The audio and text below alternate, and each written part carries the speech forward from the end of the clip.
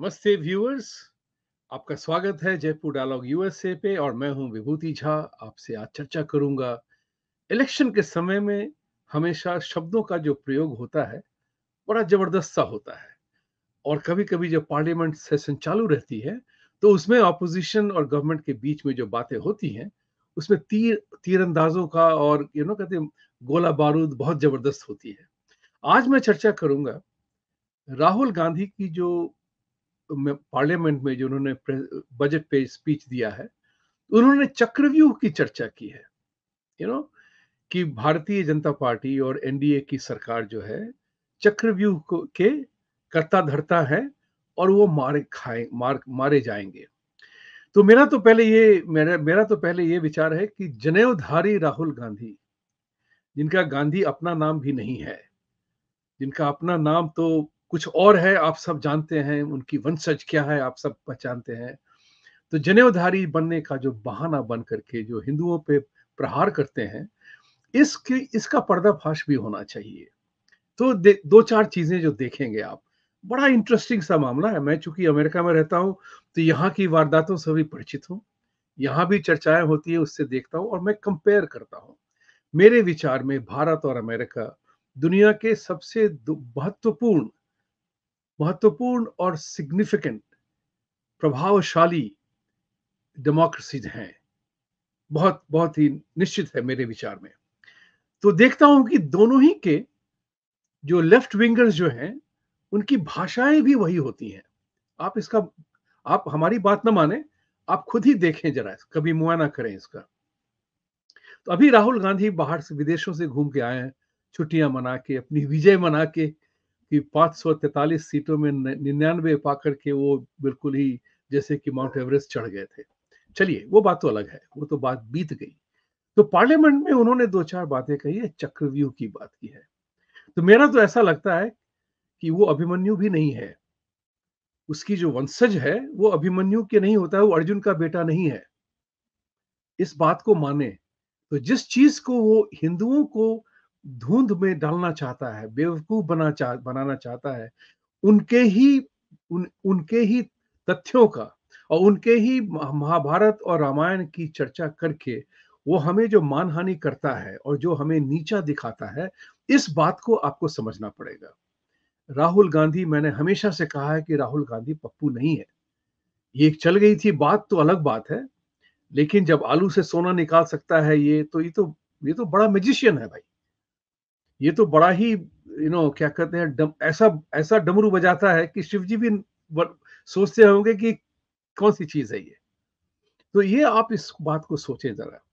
वो अभी सडनली, अचानक, वो हिंदुओं के ग्रंथों का बहुत से अच्छी तरह से पढ़ाई करके आया है।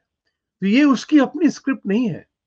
ये स्क्रिप्ट उसको जहां भी गया था, विदेश जा करके उसको कोचिंग मिली है, मेंटरिंग मिली है कि इस तरह से बीजेपी और हिंदुओं पे प्रहार करो। क्योंकि हम आज जानते हैं 2024 के इलेक्शन में अगर एक चीज अगर पर्दाफाश हुआ है तो कांग्रेस पार्टी और राहुल गांधी हिंदुओं के शुभेच्छु नहीं है।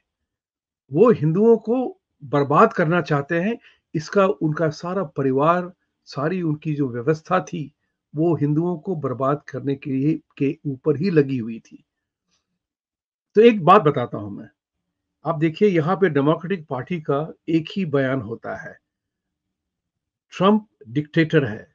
राहुल गांधी का बयान है, मोदी डिक्टेटर था इलेक्शन के पहले। अभी कमला हैरिस जो यहाँ पे हैं, हमारी कमला, जो बहुत बहुत सारे इंडियंस मुग्ध हो गए हैं हमारी कमला सडनली, वो कह रही हैं कि हम जो है, उन्होंने चर्चा की थी कि एक सेनेट हियरिंग में उन्होंने कहा था कि सर, आइस के अधिकारियों से उन्होंने कहा था कि are you aware of the perception of fear that ICE is creating into the immigrants? Remember the two words, very, very important. Perception of fear. That perception that ICE, the immigration control institution, is actually KKK, Ku Klux Klan. उन्होंने वो तुलना की थी। Perception of fear. Perception of के। राहुल गांधी वही भाषा आज बोल रहा है कि देश में फियर का, भय का माहौल चला हुआ है। देख रहे हैं आप, ये कमला हैरिस ने जब सेनेटर थी तब कहा था, राहुल गांधी आज ये कह रहा है। तो आप देखिए इस बात को कि इस कठपुतली को चलाने वाला कोई और है। उसकी धार, उसकी उसकी उंगली, उसकी जो है वो नाचता है जैसे उसे नचाया जाता है। इस बात को लोगों को समझना पड़ेगा। हम और आप सामान्य जनता को समझना पड़ेगा कि जो बातें कमला हैरिस ने जब सेनेटर थी कहा था, perception of fear, perception of ice age के, यही राहुल गांधी आज रिपीट कर रहा है कि भारत में डर का माहौल है और डर का माहौल सबको डर होता है। ये एक साइकोलॉजिकल फिनोमेनन है सब। हम सब, हर एक इंसान किसी भी समय में हमेशा तो हंसता रहता नहीं है। दुख और सुख हमेशा साथ से चलते हैं। आप 24 घंटे हंस नहीं सकते हैं, पागल लोग कहेंगे आपको। आप 24 घंटे दुखी भी नहीं रह सकते हैं, तब तो मायूसी में फंसे रहेंगे। तो एक होता है वर्ड, डर का माहौल। वो जो साइकोलॉजिकल ऑपरेशन राहुल गांधी कर रहा है, क्योंकि हर एक व्यक्ति को हर एक समय में किसी न चीज की चिंता रहती है। वो चिंता भय में बनाने वाला ये राहुल गांधी है। इस बात को सोचिएगा जरा। हम सबको चिंता होती है।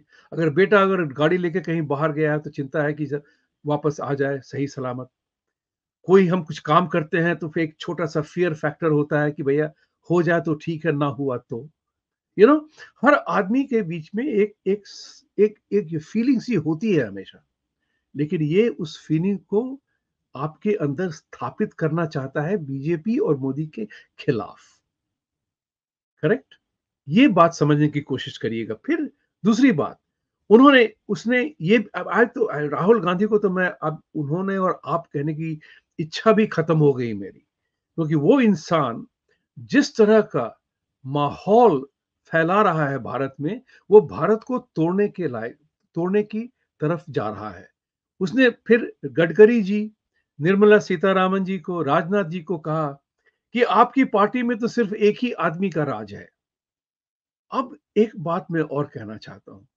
संजय दीक्षित जी ने और हमने सॉल अलिंस्की जो अमेरिकन मॉडल थिंकर है, स्ट्रेटेजिक थिंकर है, जिसको ओबामा जी बहुत मानते थे, सॉल अलिंस्की के जो 10 मेथोडोलॉजीज हैं, 10 स्टेप्स, उसमें से एक है कि अपने विरोधी को उन्हीं चीजों का आरोप लगाओ जो आप खुद कर रहे हैं, सो दैट वो पता चले कि मैं तो नहीं कर रहा हूं, आप कर रहे हैं।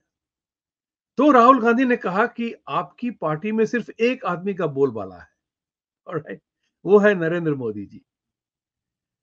ये कांग्रेस पार्टी का कमबख्त इंसान, आज मैं उसको कमबख्त कहूंगा, जिसकी पार्टी में मोनोपोली ही पार्टी चलती है।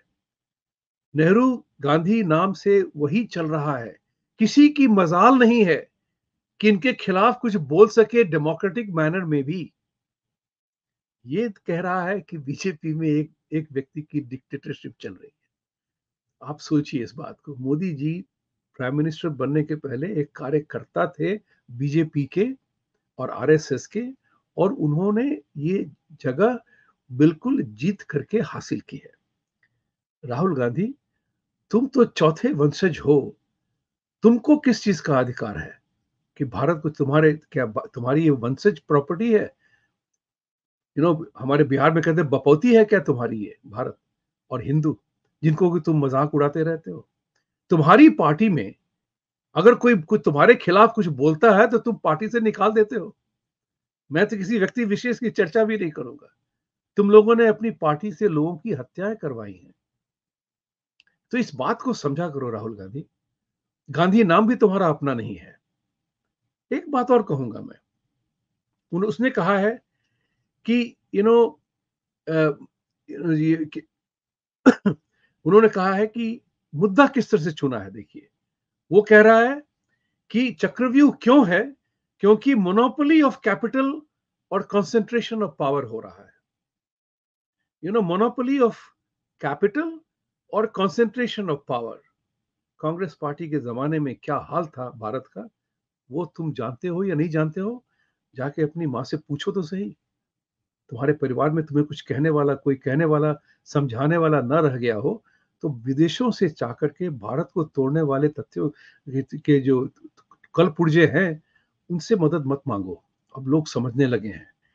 दूसरी बात है, ये कहता है कि सीबीआई, ईडी, इनकम टैक्स वालों को इंस्टीट्यूशनल करके मोदी जी विपक्ष विपक्ष के खिलाफ ये काम कर रहे हैं।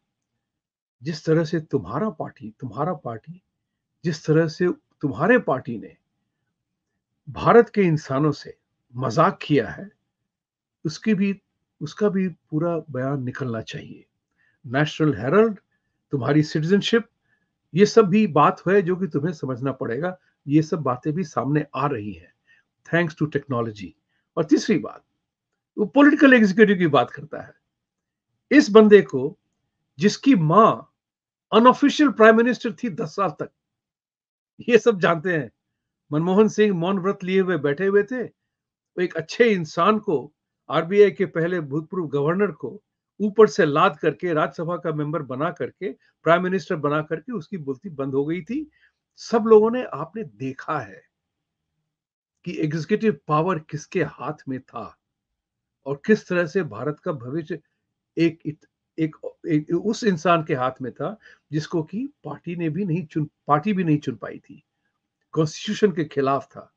उसके तुम्हारे ही पार्टी ने जिस तरह से कॉन्स्टिट्यूशन को वायलेट किया है, छोड़ो गरीबी, छोड़ो की तो बात करो, तुमने अपनी गरीबी हटा ली। तुम्हारा नसीब अच्छा था कि तुम जवाहरलाल नेहरू के परपोते हो, तो एक वंशज मिला तुम्हें, पैसे का और नाम का। अब जो है असलियत सामने आ रही है। तो राहुल गांधी, तुम न अर्जुन के बेटे हो, तुम्हें चक्रव्यूह की बात करने का हक भी नहीं है।